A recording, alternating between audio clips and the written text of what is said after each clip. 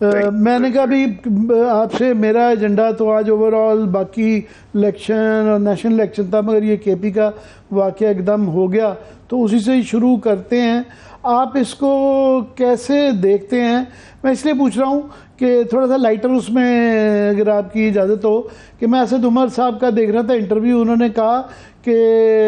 मैं बिल्कुल जब ये जा रहा था पीटीआई के अंदर तो मुझे सारा ख़ानदान मेरा मुखालफत कर रहा था, और ज़ुबैर भाई ने सबसे लंबा ख़त लिखा कि सियासत ही बहुत बुरी चीज़ है, तुमने सियासत में नहीं जाना। कहते हैं उसके बाद 1 महीने बाद ज़ुबैर भाई ने खुद छलांग लगा के जो है ना सियासत में आ गए। तो ये जिस सियासत के लिए आप कह रहे थे बुरी है, तो ये क्या बहुत अच्छी सियासत हो रही है जिसका आज नजराना केपी में पेश किया गया है?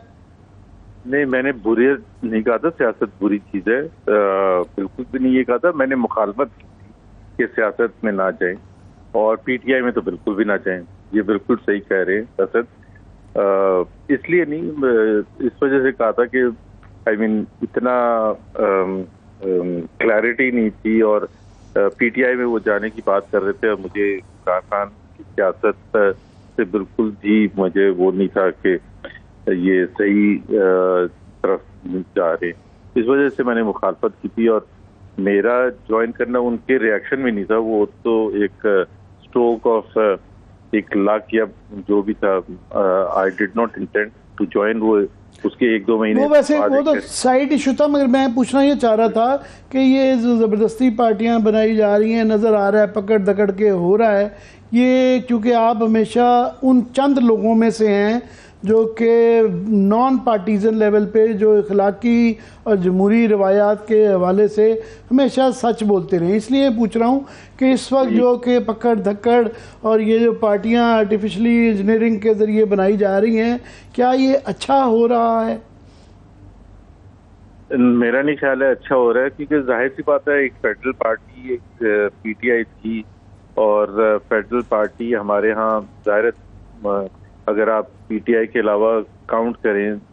तो पीपल्स पार्टी को एक हद तक कह सकते हैं पीएमएलएन, तो फेडरल पार्टी का ना होना it's not a very good thing.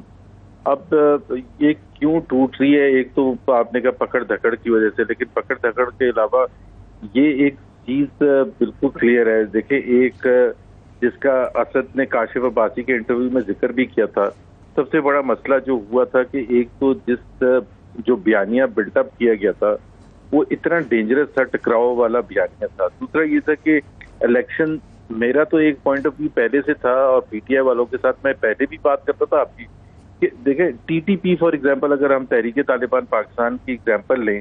कि वो कहते हैं कि जी हमने इस्लामी निज़ाम नाफिज करना है, लेकिन चूंकि उनके पास वोट की ताकत नहीं है तो वो इस वजह से फिजिकल वायलेंस के थ्रू एक अपने ऑब्जेक्टिव अचीव करना चाहते हैं।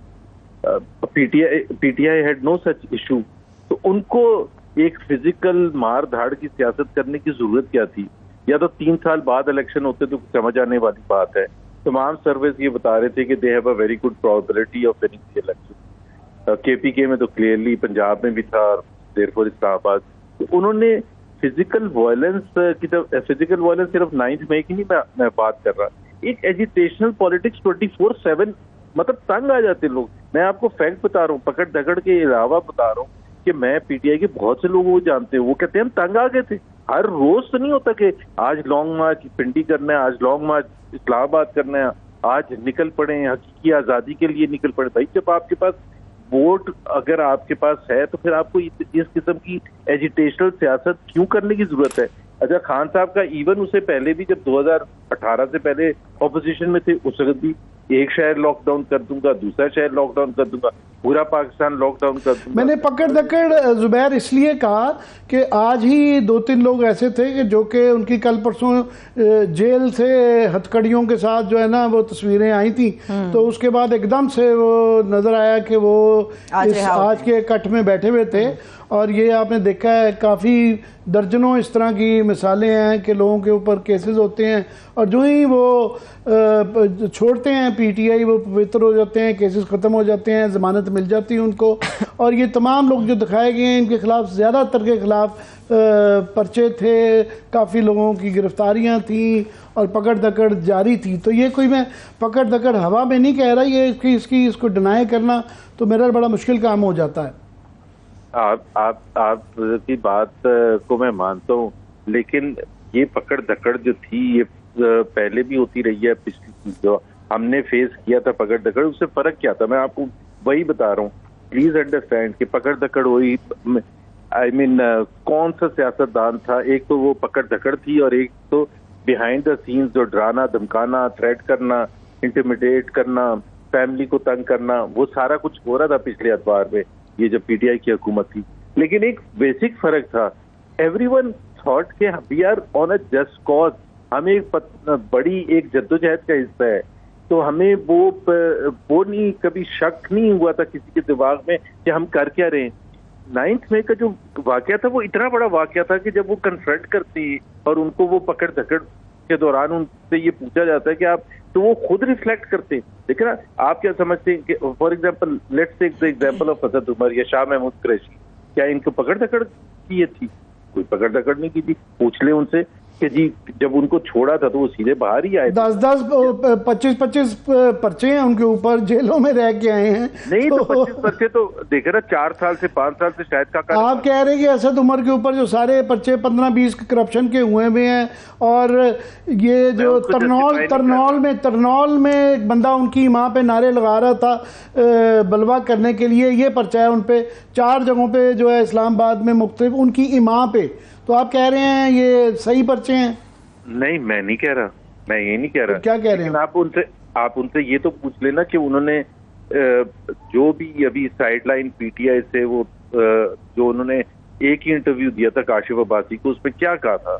कि जी वो हमारे पास चॉइस थी, वो चॉइस इमरान खान ने नहीं एक्सेप्ट की थी। परवेज खटक ने भी वही बात की है, शाह महमूद, परवेज खटक, असद उमर, जो उनके फवाद चौधरी, उन्होंने भी यही कहा है। जब हमारे पास एक क्लियर कट चॉइस मिल गई थी, एक इलेक्शन की डेट में हेयर और देयर कुछ एक आध हफ्ते का फर्क था, तो अब खान साहब की सियासत ऐसी है कि नहीं आज डिसॉल्व करें। अब जब वो पीछे रिफ्लेक्ट होकर लोग देखते हैं और already you are crossing that dangerous red line जहां आपने इतनी नफरतें क्रिएट कर दी। देखिए, कोई भी रिफ्लेक्ट करेगा बैठ के तो वो इसको जस्टिफाई नहीं कर सकता। जो हेटेड की, नफरत की सियासत जो उनके दिमागों में डाल के, भाई जब आप इस्लाम को भी बीच में ले आते हैं, जब आप ये कहते हैं कि पीएमएलएन और पीपीपी वाले they are bad people, they do bad things. बिल्कुल आप सही कह रहे हैं, बहुत नाजायज पकड़ दकड़ पीटीआई के और आमिर, मैं आपको बताऊं कि आप हमारे से पूछे, we have been on the receiving end for years. मतलब जब आप विद इन द आपके अपने रिश्तेदार वगैरह आपके सलाम का जवाब ना दें ऐसे, और ये सवाल आप को मैं बताऊं कि जगह जगह, चाहे आप जहाज में सफर कर रहे हैं या लंदन में फिर रहे हैं या कराची में या लाहौर में रेस्टोरेंट में, पढ़े लिखे लोग खासतौर पर ख्वातीन आके अगर ये सवाल आपसे पूछ लें कि आपको डर नहीं लगता कि आपने मरना भी है एक दिन? बिल्कुल, वो मैं आपसे 100% एग्री करता हूं कि आपके दौर में भी जो नाजायज पकड़ दकड़ हुई और जो नाजायज गाली गलूच हुआ वो बिल्कुल गलत था,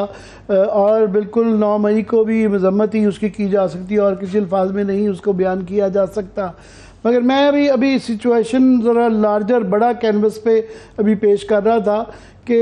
आप चूँकि एक सियासी पार्टी नून लीग के हवाले से अगर आप सोचें तो इस वक्त हो क्या रहा है, इस वक्त हर सूबे के अंदर जो है एक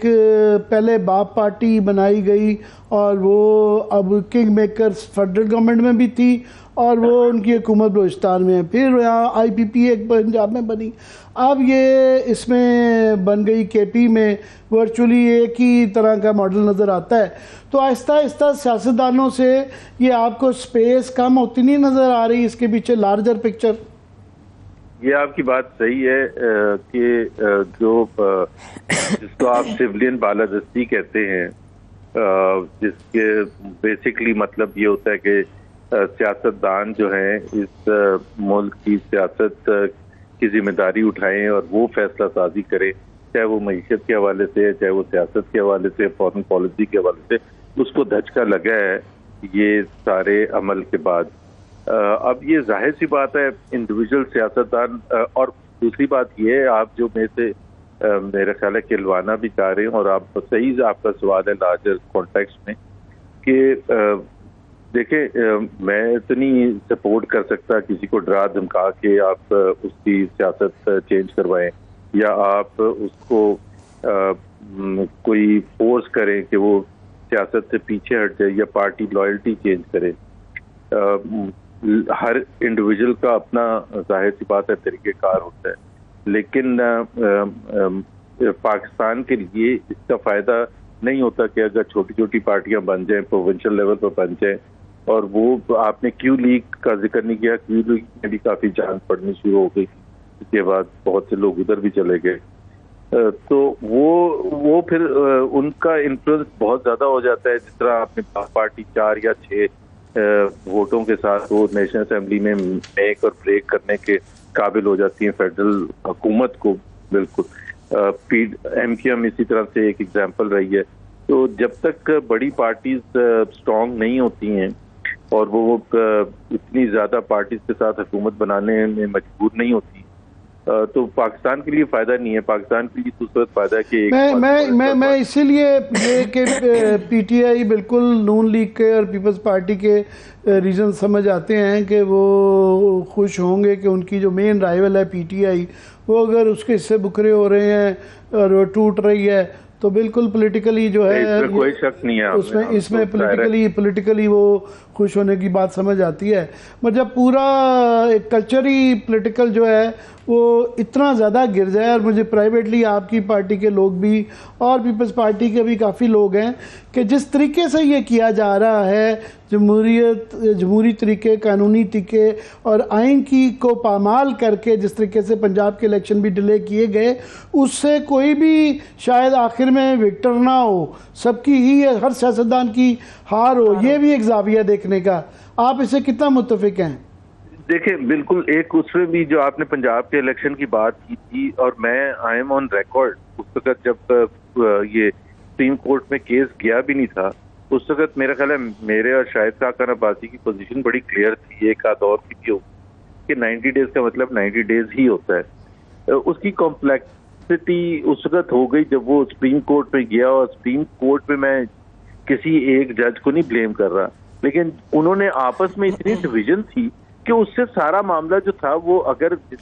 जुबैर वो बिल्कुल आप सही कह रहे हैं, वहाँ भी है, मगर आपकी गवर्नमेंट ने, जो वफाकी हुकूमत ने कहा जी हम फोर्सेस नहीं दे सकते, हम पैसे नहीं दे सकते, 20 अरब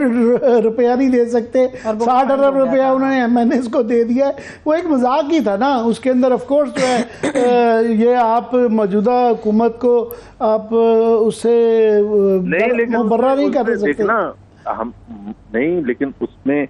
जब वो पैसे मांगे गए, जब चीफ जस्टिस ने या 2-3 और जजेस ने कहा पैसे देने के लिए, तो बाकी जो दूसरे जजेस थे उनका क्या कहना था? तो अगर हम उस तरह से देखें कि अगर सुप्रीम कोर्ट के वो तमाम जजेस एक, जब हम ये कह रहे थे, मेरा ये था कि कोई डिवीजन नहीं होनी चाहिए, अगर चीफ जस्टिस साहब फुल कोर्ट बना देते तो उसमें क्या खराबी होती?